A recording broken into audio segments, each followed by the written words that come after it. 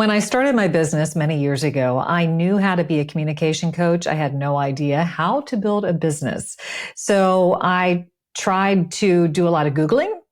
I called upon every resource I could get my hands on, whether it was books or podcasts or simply looking for good resources all over the web. And one of them that I landed on was Dorie Clark. She has created a 7-figure business with tremendous success. And a hallmark of who she is her willingness to share the lessons that she's learned along the way. I had a full circle moment where I had her come on the podcast and I asked her the question, why have you always felt compelled to be so generous with those insights, with others who are trying to follow in your successful entrepreneurial footsteps? The answer when we come back. Hi, I'm Karin Reed. I'm a 4-time author, Emmy Award-winning broadcast journalist, and communication expert on helping people to own the room, whether it be a physical one or a virtual one. Welcome to Speaker Dynamics. One of the things, Dorie, that I always appreciated about you is you were so generous with your time, with your insights, with your wisdom that you've acquired over your years of building your business. I remember you were doing a book launch how-to that I signed up for. I'm like, oh my gosh, this is amazing. And I wish I had it like 2 books prior to that, but it helped me to do a better launch for the third. And that is not always the case with people who are, in your lofty position, but people who have had great success. So in your book, The Long Game, you talk about how you hate information hoarding and you feel like it's really terrible when people kind of, climb up the ladder and then pull it up behind them. Tell me how you came to that realization that it's important to share, to be generous with what you know. Well, thank you, Karin. I appreciate it. I mean, I think that the really short answer is that it doesn't hurt me and it's helpful to other people. So like, why would you not do it? But I think that the mentality that a lot of people have is that somehow if their secrets are revealed, either they will not look as good or they won't look as special for having achieved something, or they'll just have more competition and they don't want it. And for me, something that really crystallized it, which is a story that I actually told in The Long Game, is years ago, there was a woman that I got to know just a little bit. And she was actually a kind of famous artist. Like she had big commissions, like, cities commissioned things and airports commissioned things, so she was kind of a big deal. And I got to meet her. And of course, I'm always interested in sort of the mechanics of things. And so I wanted to ask her, I'm like, at the time, I was writing articles for publications. And I was like, I could interview you. Like, I'm so interested how you were able, because, we all know there's a million talented artists. Most of them don't get commissions from cities and airports. How you were able to sort of break in and get your work discovered. Like, what was the process? Like, how did that actually work?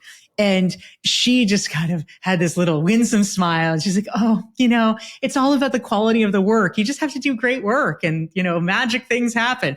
And I thought, okay, like Get real. She's a smart woman. She can't literally believe that. Like, yeah. She's either, sort of the luckiest Forrest Gump person in the world, which, frankly, it's just sort of insulting to her to imagine that that's the case. What I was quite sure was that she was probably extremely thoughtful and extremely crafty about networking, about figuring out, who her work should be seen by and how do you get it seen by those people. There was a world of information there, but I think it's especially true in the arts. I think it's true in a lot of places, but there's often this sort of aura about like, oh, well, a real artist just focuses on the work and they don't focus on these other pedestrian concerns. Like it would somehow make her look less good rather than actually smarter. I respected her more, understanding that like, no, she did this, she made this happen. But she didn't want to share the information because I think she just didn't want to, look uncool or something. She didn't want to look like she was trying too hard. And I thought, that's not nice to other people to perpetuate this myth. Because I mean, is it true we need to do high quality work? Of course. Like, brilliant networking is not going to get you very far if your work is total crap, but you need to have both.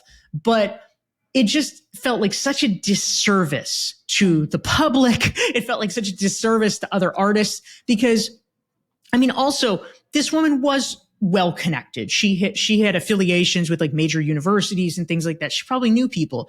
And so there's also, I'll say, a little bit of a social justice component to it because there's a lot of people and, I mean, I went to good schools and, things too, but like also I grew up in a small town in North Carolina. So I had to kind of work to get connections. Yep. I didn't know anyone until, I was in my probably late 20s. I didn't know anyone who was an author, so I had to kind of figure that out on my own.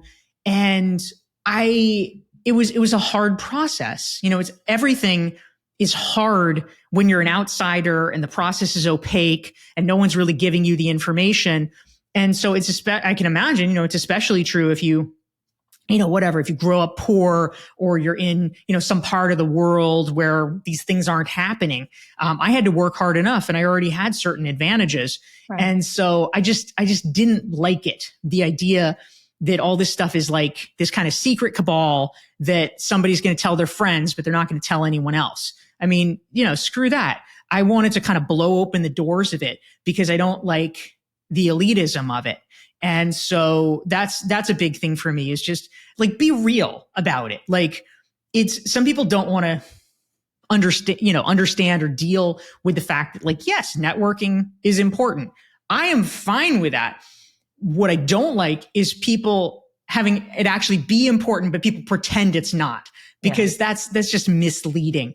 I would like people to have transparency. I would like them to know what they're dealing with so that they can make appropriate choices and have legitimately an even playing field rather than people obfuscating and trying to shade the truth. Yeah, no, I think that's so spot on. And in my Dorie Clark email subfolder, I have book lunch, which actually is where I put the stuff from your your content that you pass along on that. So truly, it's been incredibly valuable for me. I feel like I would love to be able to pay that forward, so I try to do that.